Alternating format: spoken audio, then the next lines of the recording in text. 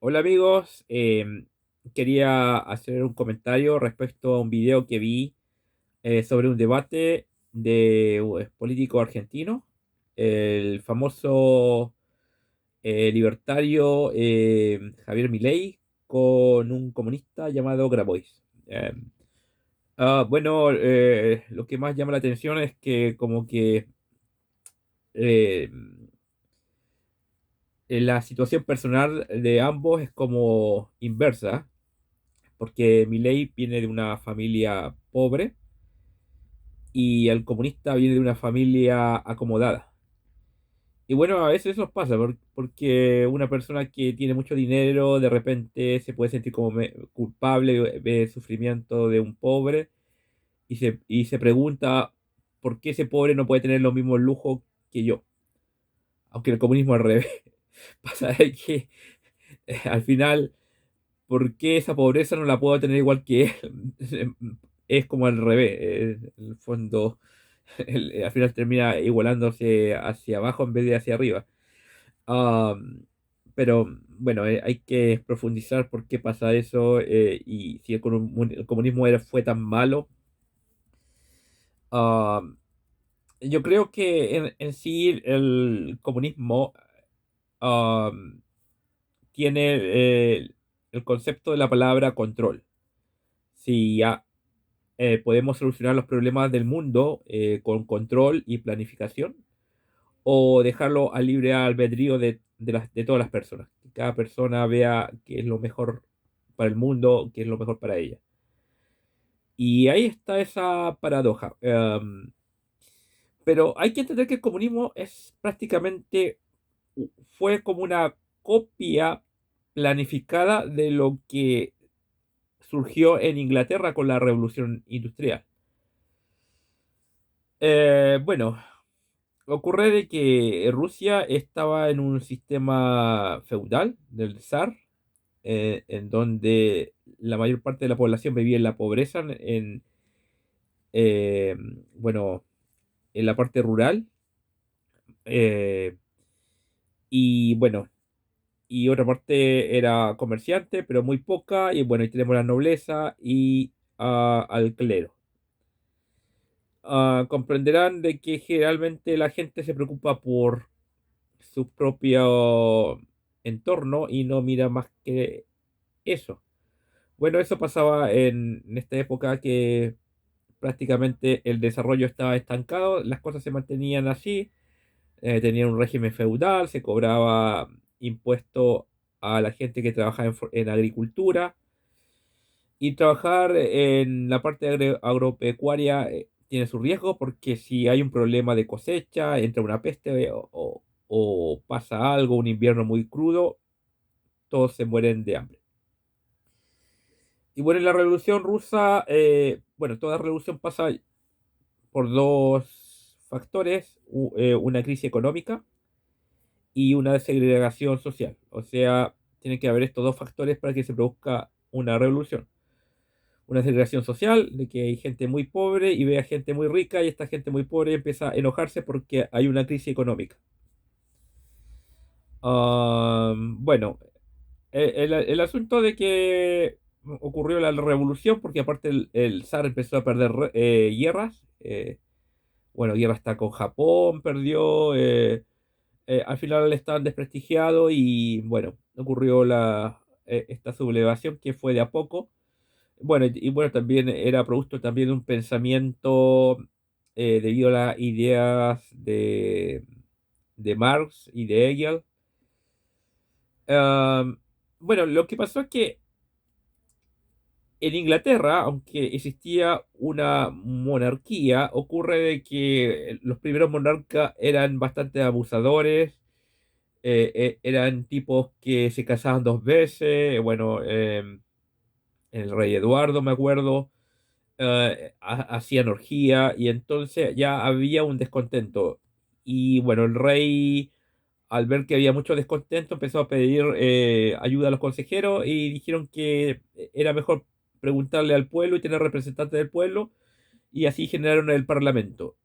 Entonces el parlamento lo que hizo fue quitarle poder al rey y se le dio a un primer ministro que, bueno, que tenía ahí la representación de diferentes grupos, bueno, la parte de los comerciantes, la parte de los que se dedicaban a la agricultura, a todo eso. Y bueno, ocurre que ahí empezó a quitarle poder al rey y darle más poder de libertad a la gente para que pudiera hacer empresa. Y así como comenzó en Inglaterra un desarrollo industrial que no se dio en España, no se dio en Francia, porque estos seguían con el mercantilismo de ir a las colonias y sacar oro y ese oro venderlo a estos países que se estaban industrializando.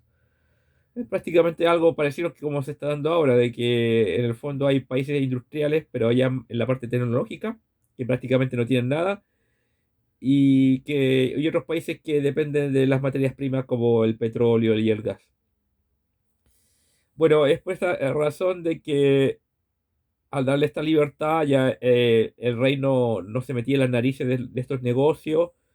Una parte hubo problemas con la iglesia, entonces ya prestar dinero no se consideraba una usura. En otras partes, debido a que prestar dinero se consideraba una usura, no se hacían este tipo de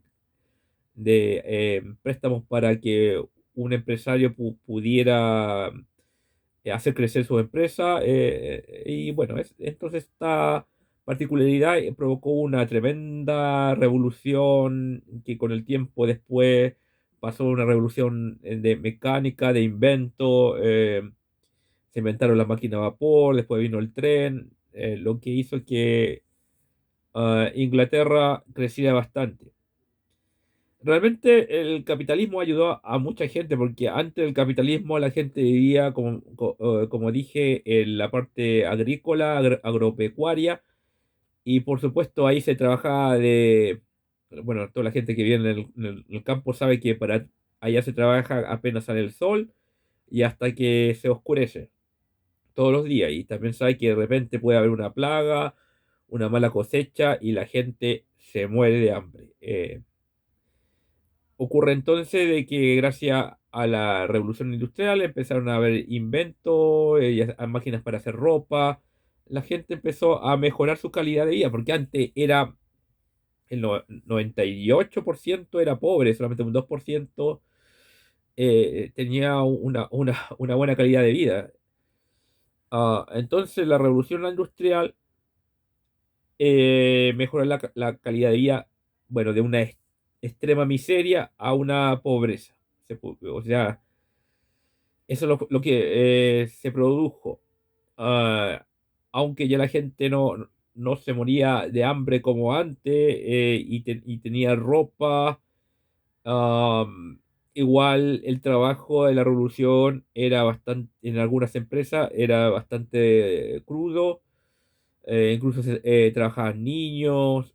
eh, Igual había más gente que empezó a llegar y no había más trabajo y no habían casa, vivían en la calle. Entonces también había pobreza. Se empezaba a acabar la pobreza extrema, pero igual había pobreza. Entonces, al ver esto, Marx, Hegel pensaron que el capitalismo era malo, que había que generar una planificación, y ahí comenzaron con el manifiesto comunista de crear un ambiente planificado para que la gente trabajara para eh, solventar todo lo que necesitan las demás personas. O sea, trabajar lo justo y no más, porque también se hablaba de la explotación. La plusvalía, que en el fondo el empresario se quedaba con parte del trabajo del trabajador, y bueno, eso ahí tenía un error conceptual porque realmente los precios no lo hacía el esfuerzo, sino el valor que le daba a la gente. Por ejemplo, yo no sé, se me ocurre hacer una silla de piedra, entonces empiezo a picar piedra y todo y me muero mucho y hago un tremendo esfuerzo. y otro tipo, no sé, en media hora hace una silla de madera. A mí me costó más esa silla de piedra porque tuve que estar picando y todo. Entonces le doy un valor más porque me costó más, ¿no es cierto? Pero de repente vienen las personas, ¿para qué me voy a centrar en una silla de piedra que es fría y es más cara? Prefiero la de madera. Entonces el precio es subjetivo, de acuerdo a la necesidad de la persona, de acuerdo a lo que, el valor que le dé, porque bueno, de repente, no sé, hay unas piedras que no tienen ningún valor, pero como son bonitas, tienen ese valor. Eh, de hecho, aunque en Latinoamérica había oro, el oro no se usaba para comerciar, entonces se usaba para eh, ceremonias religiosas, para adornar, entonces prácticamente tenías oro, pero eras pobre en el fondo igual.